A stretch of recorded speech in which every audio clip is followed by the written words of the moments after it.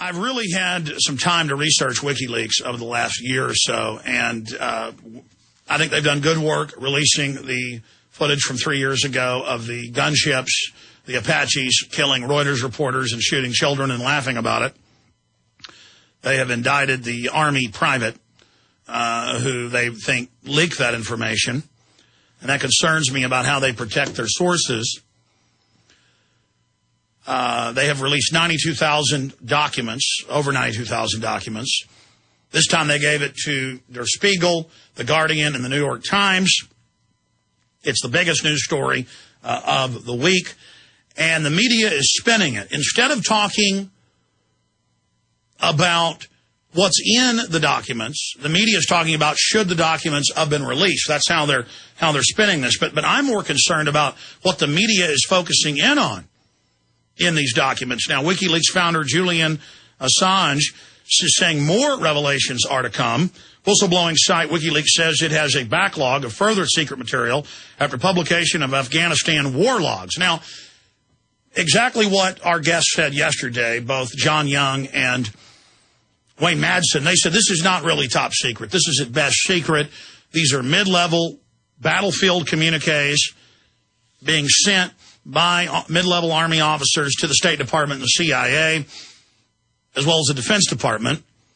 And these are famously filled with propaganda, fake body counts, fake atrocity reports about the enemy. And government loves to have these reports, then cull through them, decide what they're going to leak to a source like Assange, who may be a good guy, probably is. And then the media can focus in on what they want to paint a picture. And they've done that. They're saying Pakistan's working with the Taliban. But Steve Watson has written a detailed report, so has Kurt Nemo, both at prisonplanet.com and Infowars.com, that they posted last night, 2 different reports, going over the history of it being on record that the CIA and Defense Department, since 79 and right through to today, have been funding Pakistani ISI. They're trying to blame General Hamid Gul right now, who, by the way, contacted us 2 years ago and gave us an exclusive interview. That was bizarre. From Islamabad in Pakistan.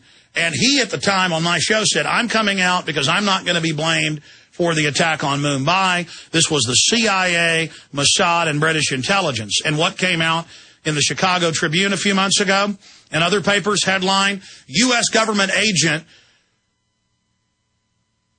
was a leader of Mumbai attack. Well, that's what the head of Indian intelligence said the day of the attack. While it was going on, he told the press, I've got to go in there and, run my commando raid against these people.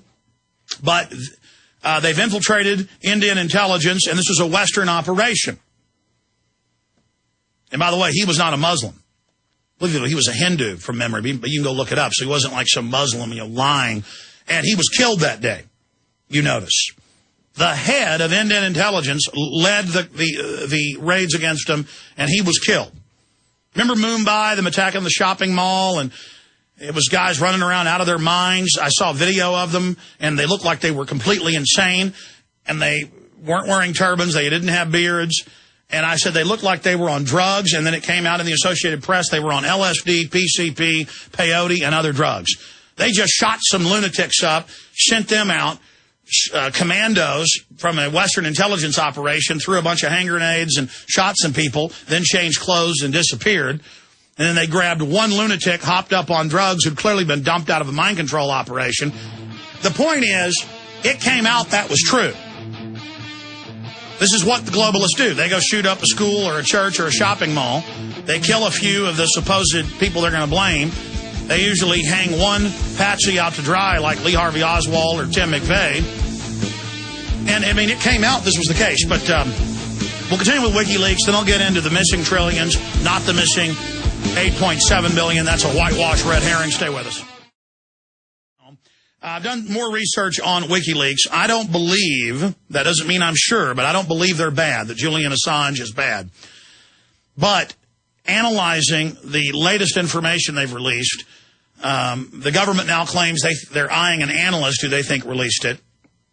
But the issue here is this is not top secret information. It's secret. That's the classification below that. And they classify, the CIA even classifies mainstream news articles. You know, that's been in congressional hearings that they'll classify Washington Post articles as if it's classified inside the CIA and Defense Department, meaning they don't want their other analysts reading it, which is crazy. These are basically 92,000 battlefield reports from colonels and majors and others.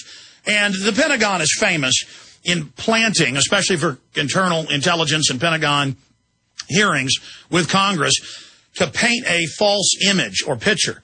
They will lie about body counts. When nobody's killed, they'll claim that they killed 100 of the enemy, or 200 of the enemy, or 1,000 of the enemy.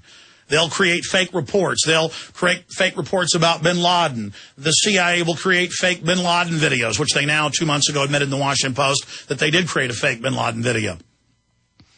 The famous fat bin Laden that we told you was fake. Anybody could look at it, even look like him. Just not even computer generated, just a fake fat guy. So looking at these documents, it does show some massacres, some cover-ups, but that had already come out. But mixed in there, they claim Pakistan runs al-Qaeda and the Taliban. Well, our own government created the ISI and funds them. We've got big articles up on Infowars.com and PrisonPlanet.com breaking that down. And so it pushes this idea that, oh, look, bin Laden is real and the CIA knows where he is. And, oh, there's intelligence that bin Laden did do 9/11, but that's secret. And so the public and the media then grabs this like it's special information. Here's the Mail today, the Mail Online. Glimpses of bin Laden. Now Wikileaks reveals al-Qaeda boss was seen at village meetings despite CIA claims they were clueless. So this is a way for the CIA and the globalist to basically blackmail people they don't like, threaten people with other intelligence they want to release. It's creating a conduit to do that. So they go on. Now Wikileaks reveals al-Qaeda boss was seen at village meetings despite CIA claims that they were clueless. See, oh, it's all real. Afghanistan war logs shows how U.S. Marines sanitized record of bloodbath. War logs show how Marines gave cleaned up accounts of incident in which they killed 19 civilians.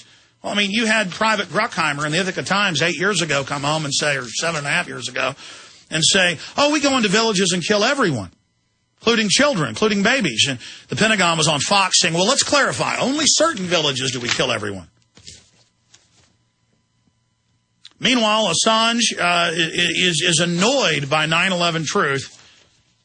I'm constantly annoyed that people are distracted by false conspiracies such as 9/11 when all around we have evidence of real conspiracies for war or mass financial fraud. I mean, you've got all these former presidents, the former Italian president, who was also the former head of their intelligence, saying 9/11's an inside job, the former German defense minister, Andres von Bülow, saying it. All these architects, all these engineers, the official story is a lie. I mean, they blew up Building 7 in front of us and said, get back, we're blowing it up, on CNN and Fox.